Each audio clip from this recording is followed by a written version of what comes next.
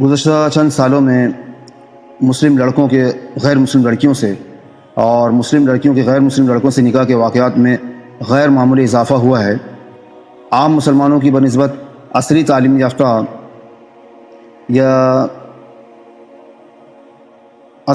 یافتہ طبقہ خصوصاً کالج اور یونیورسٹی میں زیر تعلیم مسلم طلباء و طالبات میں غیر مسلموں سے شادی کا رجحان خطرناک حد تک بڑھ چکا ہے، جو کہ دنیا آخرت میں تباہی بربادی کا ذریعہ ہے۔ زیر نظر مضمون میں غیر مسلم سے نکاح کرنے کے دینی و دنیاوی نقصانات کو بہت ہی واضح اور مؤثر انداز میں بیان کروں گا۔ ملی جلی آبادی میں رہنے والے مسلمانوں خصوصاً کالج اور یونیورسٹی میں زیر تعلیم طلباء و طالبات کو اس چشم کشا میری تحریر کا ضرور مطالعہ کرنا چاہیے۔ اللہ پاک نے انسان کی فطرت کچھ ایسی رکھی ہے کہ وہ محبت کا بھوکا ہے، اس لیے اسے خوشی کے ماحول میں ایسے لوگوں کی جستجو ہوتی ہے جو اس کی مسرت میں شریک ہو سکیں۔ یہ شرکت اس کی خوشی کو ڈبل کر دیتی ہے۔ اسی طرح کسی انیس و غمگسار کی موجودگی اس کے غم کو ہلکا کرنے کا باعث بنتی ہے۔ یہ محبت اکثر اسے ایسے رشتوں سے حاصل ہوتی ہے جو فطری ہیں اور جس میں اس کے اختیار کو کوئی دخل نہیں۔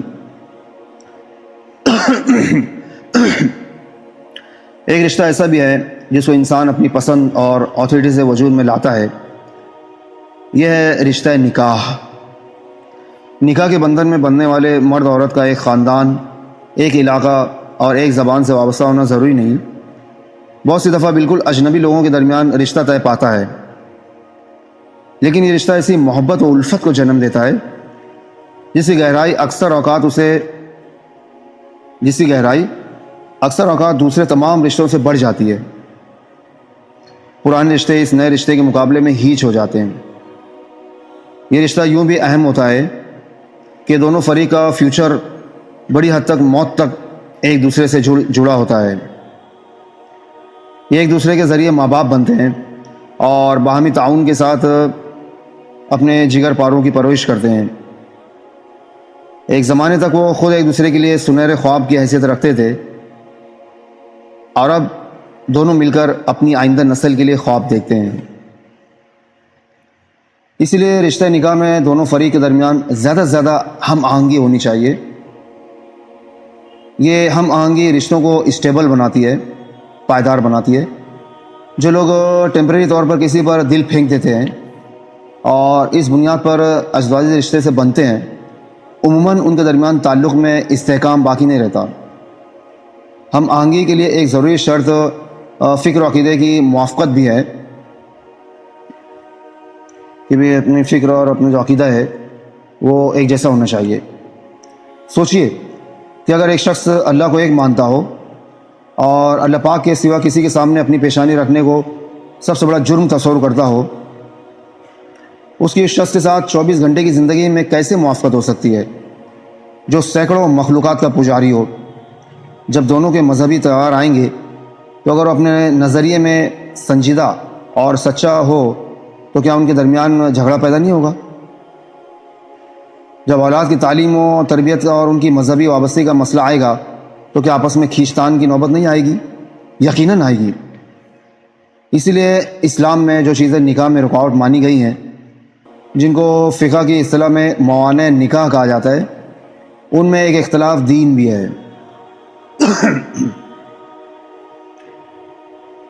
اسی ڈیٹیلز کو 3 پوائنٹس میں سمیٹا جا سکتا ہے۔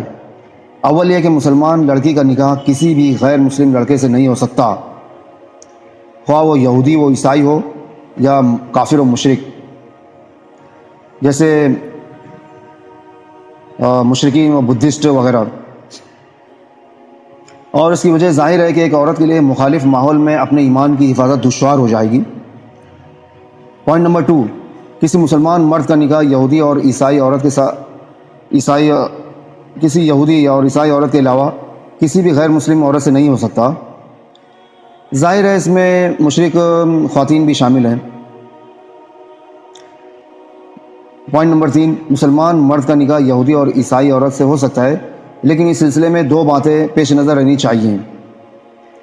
ایک یہ کہ یہودی اور عیسائی ہونے کا مطلب یہ نہیں ہے کہ اس نے مردم شماری کے کھانے میں اپنے ساتھ یہودی یا عیسائی لکھا ہو، جیسے کہ آج کل یورپ کا حال ہے، بلکہ ضروری ہے کہ وہ حقیقتاً یہودی اور عیسائی ہو، یعنی اللہ پر، نبوت پر، الہامی کتاب پر اور آخرت کے سسٹم پر ایمان رکھتی ہو۔ دوسرے، اگرچہ یہودی اور عیسائی خواتین سے نکاح کی گنجائش ہے، لیکن یہ بھی کراہت کس سے خالی نہیں ہے۔ فاروق اعظم رضی اللہ عنہ نے جب یہ بات سنی کہ ملک شام کے علاقے میں مسلمان مرد یہودی اور عیسائی عورتوں سے نکاح کر رہے ہیں، تو اس کو سختی سے منع کر دیا فاروق اعظم نے۔ اس کی 2 مصلحتیں بالکل واضح ہیں۔ پہلی مصلحت یہ ہے کہ اس سے غیر مسلم خاندانوں میں پہلی مصلحت یہ ہے کہ اس سے مسلم خاندانوں میں غیر اسلامی فکریں اور اجنبی ثقافت کے گھس آنے کا اندیشہ ہے۔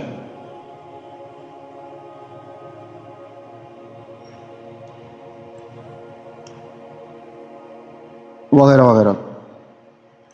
اس لیے کوئی شک نہیں کہ فاروق اعظم رضی اللہ عنہ نے مسلمانوں کو جو وارننگ فرمائی تھی وہ ان کی فراست ایمانی اور گہری بصیرت پر مبنی تھی۔ بہرحال اس میں تو کوئی دو رائے ہے ہی نہیں کہ مشرک مرد سے مسلمان عورت کا یا مشرک عورت سے مسلمان مرد کا نکاح نہیں ہو سکتا۔ افسوس کی بات ہے، افسوس کہ اس روشن حقیقت کے باوجود اس وقت فرقہ پرست طاقتوں نے عجیب عجیب نام دے دیا ہے۔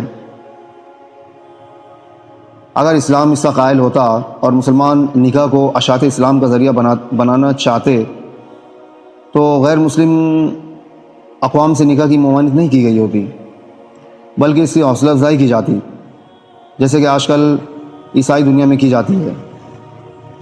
بلکہ اسلام میں تو یہ بات بھی پسندیدہ نہیں ہے کہ کوئی مرد یا عورت اس لیے اسلام قبول کرے کہ اس کی فلاں شخص سے شادی ہو جائے، اللہ پاک کی رضا اور ہدایت کو حاصل کرنا اس کا مقصود نہ ہو۔ عہد نبی میں فتح مکہ ہونے سے پہلے، عہد نبی میں مکہ فتح ہونے سے پہلے تک یہ بات واجب قرار دی گئی تھی کہ مسلمان مدینہ منورہ ہجرت کر جائیں۔ ایک صاحب اسلام قبول کر چکے تھے، لیکن وطن سے جو فطری محبت ہے اس کی وجہ سے ان کا دل ہجرت کرنے پر آمادہ نہیں تھا، لیکن وہ جن خاتون سے نکاح کرنا چاہتے تھے انہوں نے شرط لگا دی کہ اس کے لیے ہجرت کرنی ہوگی۔ بالآخر انہوں نے ہجرت کی۔ ہمارے آقا جناب رسول اللہ صلی اللہ علیہ وسلم کو یہ بات پسند نہیں آئی۔ جب آقا کو معلوم پڑا تو آقا کو یہ بات پسند نہیں آئی، چنانچہ آقا نے ارشاد فرمایا کہ عمل کی قبولیت اور اس پر اجر و ثواب کا مدار ڈپینڈنس جو ہے نیت پر ہے۔ انما الاعمال بالنیات میں جس کی نیت اللہ اور اس کے رسول کی خوشنودی حاصل کرنا ہوگی، جس کی نیت اللہ پاک اور اس کے رسول کی رضامندی حاصل کرنا ہوگی، اس کی ہجرت اللہ اور اس کے رسول کی طرف سمجھی جائے گی، یعنی اللہ پاک اس کو اجر عطا فرمائیں گے۔ اور جس کی ہجرت نکاح یا کسی دنیاوی غرض کے لیے ہوگی اس کی ہجرت قابل اجر ثواب نہیں ہے۔ تو اگر کوئی شخص دل کی آمادگی کے ساتھ اسلام قبول نہ کرے، صرف اس لیے مسلمان ہو جائے کہ فلاں لڑکے یا لڑکی سے میری شادی ہو جائے، تو اندیشہ ہے کہ اس کو کما کو اجر ثواب نہ ملے، اور اگر وہ اسی کیفیت پر قائم رہے تو یہ ایک طرح کا نفاق ہوگا، منافق مانا جائے گا، اور عجب نہیں کہ آخرت میں اس کا ظاہری ایمان اس کے منہ پر مار دیا جائے۔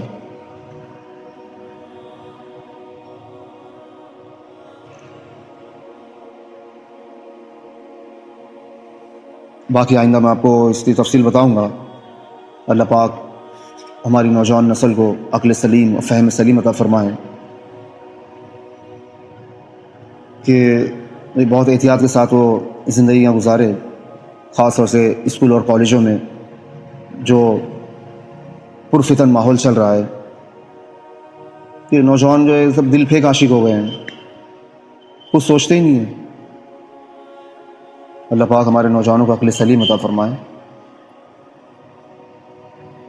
تاکہ وہ ایسے اعمال کرے کہ ان کا ایمان جو ہے خطرے میں نہ پڑے، اور ایسے اعمال کا بجا لائے ہوں کہ اللہ راضی ہو جائے، کیونکہ ہمارا جو ٹارگیٹ ہے اس دنیا میں آنے کا وہ یہی ہے کہ ہمارا اللہ ہم سے راضی ہو جائے، اللہ ہم سے راضی ہو جائے، اللہ ہم سے راضی ہو جائے۔